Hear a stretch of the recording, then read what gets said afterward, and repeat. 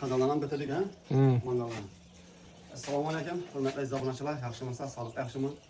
Xudo xolasa biz yana obyektimizni ham inshaalloh bitirdik.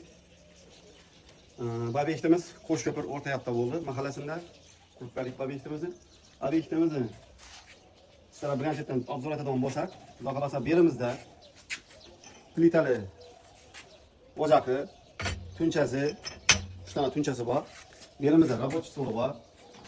Bu 15 yil qozonimiz, xudo xolasa.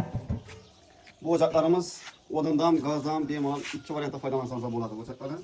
Berimizda 1 metrdan ziyod mangalimiz, o'din qo'yadigan joyi, ko'mir o'din kesib taqib qo'yasiz. Mangalimiz ichi 100% огнепольный bo'ldi. Berimizda 10 kilolik qozonimiz, xudo xolasa 15 variantda bu 10 kilolik. Xo'p, berimizda yana рабочий stoli, рабочий stolimiz qozon uchun ham, mo'yka uchun ham ishlab qo'yadi рабочий stol. Berimizda 70 sm mo'ykamiz bo'lsa. Tenda sifon-pifon qo'yaverasa, chalak-palak qo'yadigan joylar ham bor, mestolar. Xudo xolasa yana remontlarni ham 100% kalishdan chiqdi, ko'rishingiz mumkin.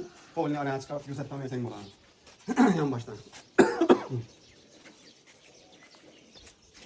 Bu daqadan bir ko'rsat. Shu o'tib ketmasin.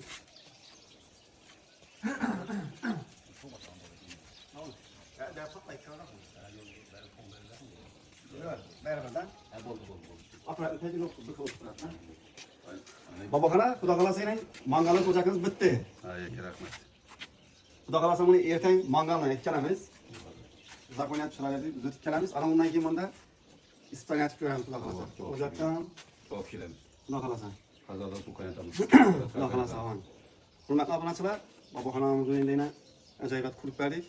Bizdan shu Instagramdan ko'rib murojaat qildilar. Yana o'ylandi chiroyli qurib berdik xudo xolasa. Ko'p yillar xizmat etsin babaxona, o'zingizda yosh kunlarda xizmat etsin. Hamisha to'y tomoshalar bo'lsin o'zingizda.